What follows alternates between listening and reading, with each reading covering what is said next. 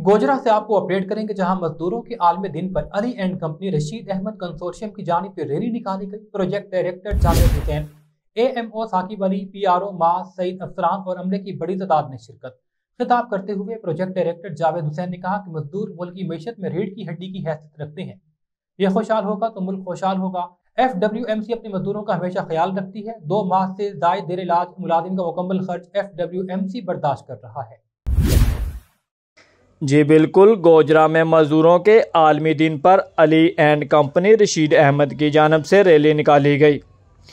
Project director Javed Hussain, AMO Saqib Ali, PRO Maaz Saeed अफसरान और दीगर अमले की बड़ी तादाद शरीक हुई। शुरका रैली से खिताब करते हुए प्रोजेक्ट डायरेक्टर जावेद हुसैन का कहना है कि मजदूर मुल्क की माशियत में रीढ़ की हड्डी की हैसियत रखते हैं। मजदूर खुशहाल होगा तो मुल्क खुशहाल होगा। FWMC अपने मजदूरों का हमेशा ख्याल रखती है। 2 माह से ज़ेर इलाज मुलाजम का मुकम्मल खर्च FWMC बर्दाश्त कर रहा है।